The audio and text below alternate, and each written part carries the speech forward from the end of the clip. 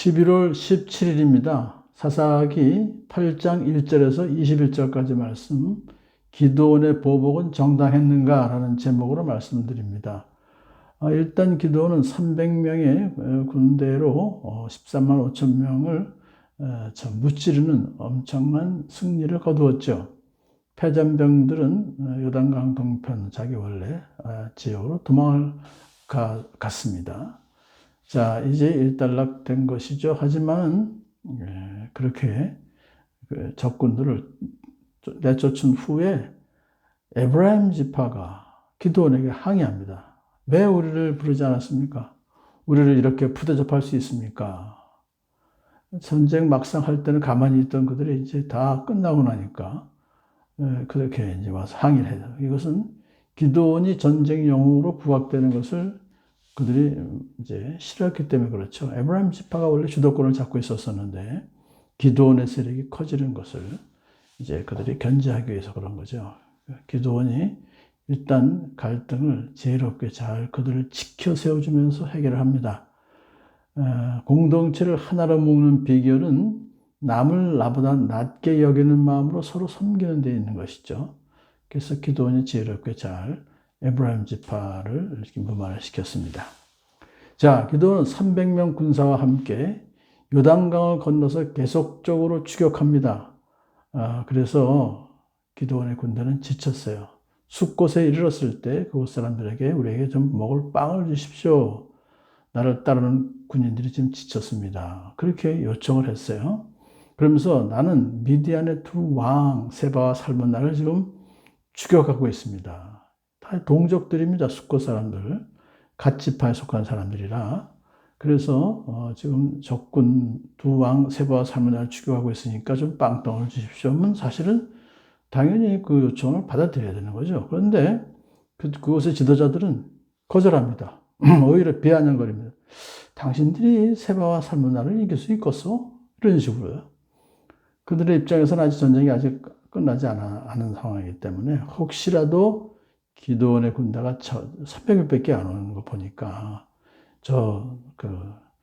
그래도 저쪽은 15,000명이나 지금 있거든요. 그러니까 이길 것 같지 않거든요. 그래서 보복을 당할까봐 이제 거절한 것입니다. 자, 그랬더니 이제 기드온이 내가 돌아오는 길에 가만두지 않겠소. 그렇게 이제 공언을 하고 분회로 올라갔어요. 또 같은 사정을 해보았지만 역시 그들도 거절합니다. 그래서 또 거기서 내가 돌아오는 길에 이 성읍을 다 내가 망대를 다 부숴버리겠소. 그렇게 이제 이야기를 하고 올라간 것이죠. 사실 그 숫곳이나 분우엘은 다 이스라엘에 속한 그런 성읍이었기 때문에 그들이 동족의 고통을 외면한 아주 이기적이고 기회주의적인 태도를 보인 것은 기드온의 분노를 자아내기에 충분했던 것이죠. 왜냐하면 이 기드온이 지금 수행하고 있는 전쟁은 사사로운 전쟁이 아니라 하나님의 전쟁이었기 때문인 것입니다. 오늘날도 사탄과의 영적 전투에서 관망만 하고 참여하지 않는 자들은 모두 하나님의 징계를 받을 것을 여기서 우리가 볼 수 있어요. 우리가 하나님의 거룩한 전쟁에 적극적으로 동참하는 까닭은 하나님께서 궁극적으로 승리하실 것을 우리가 믿기 때문에 그렇습니다. 자, 그때 이제 세바와 살문나는 겨우 15,000명의 군대를 거느리고 갈골에 진을 치고 있었다 이렇게 기록했는데요. 이 겨우라는 것은 뭐냐면 13만 5천 명 중에서 12만 명이나 전사했어요. 겨우 살아남아서 지금 15,000밖에 없습니다. 그렇지만 기드온의 군대는 300명이에요. 아직도 이 군대 숫자를 따지면 50대 1입니다. 자, 그렇지만 하나님께서 이제 그들과 함께 하셔서 이기게 해 주실 줄 믿는 믿음으로 기드온이 이제 전쟁을 합니다. 유목민들이 사용하는 길을 잘 이제 이용해서 적군들이 편히 쉬고 있을 때 기습을 또 합니다. 방심하고 있을 때. 설마 여기까지 쫓아오겠는가 해서 그들이 편안히 있을 때 기습을 하죠. 그래서 완전히 또 그들을 두 왕을 사로잡고 온 군대를 전멸시켰습니다. 자, 이제 전쟁은 확실하게 끝난 것이죠. 기드온의 300명 군사들이 해낸 것입니다. 그렇지만 그들이 싸움을 아주 잘하는 용사들이었기 때문에 그들의 힘으로 이긴 것이 아니라 하나님께서 함께 하셔서 이겼던 그런 전쟁이고, 기드온과 300명의 군사들은 하나님의 명령에 절대 순종함으로 전쟁을 이겼던 것이죠.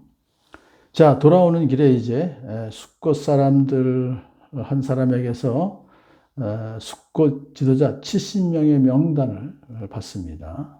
좀 장로들도. 그래서 숫곳에 도착해서 그 성읍의 지도자들을 이제 체포하여, 그리고 일전에 얘기했던 대로 들가시와 찔레를 가져다가 그들을 응징했습니다.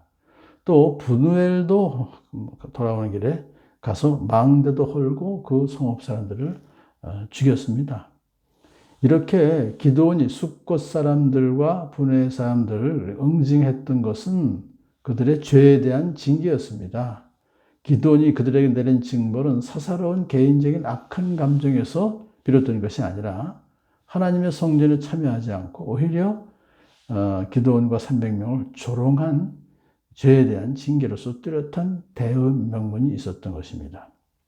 그런 다음에 세바와 살문을 신문하다가 그들이 자기의 형제들을 죽였다는 사실을 알게 됩니다.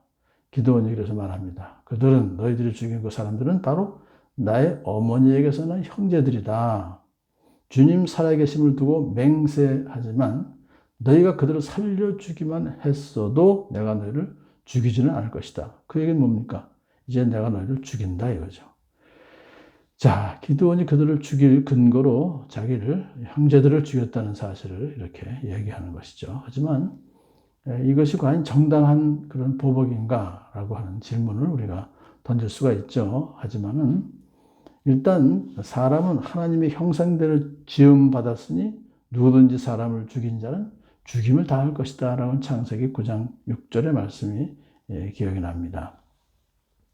그 시대에 피해 복수를 허용하고 있었던 것이죠.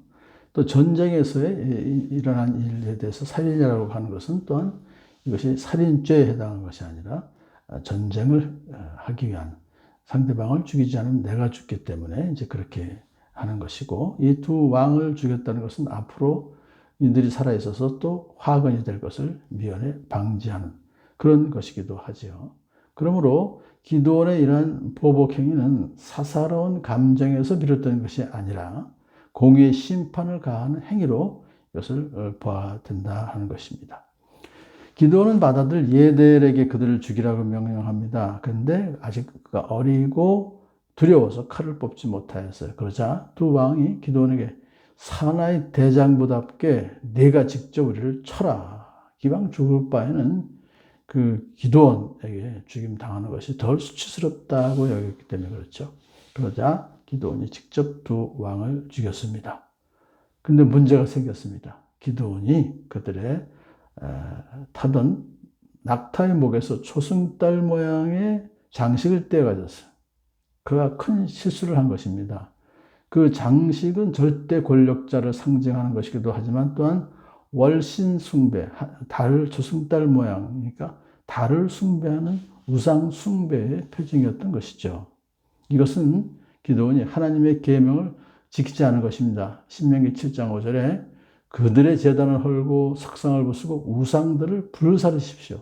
마땅히 불살아야 될 우상을 그가 이제 가지고 있었습니다. 그는 하나님의 크신 능력을 체험했으면서도 하나님의 계명에는 소홀했고 또한 무지했던 것입니다. 그것이 나중에 큰 화를 당하게 되는 그러한 그 시작이 되었던 것이죠. 우리가 승리하는 것만이 중요한 것이 아니라 하나님의 말씀을 항상 우선해서 계명을 지키는 그런 것이 화를 당하지 않을 수 있는 길이고, 하나님께서 우리를 사랑하셔서 주신 계명을 잘 지켜 사는 것이 복이 될 줄로 믿습니다.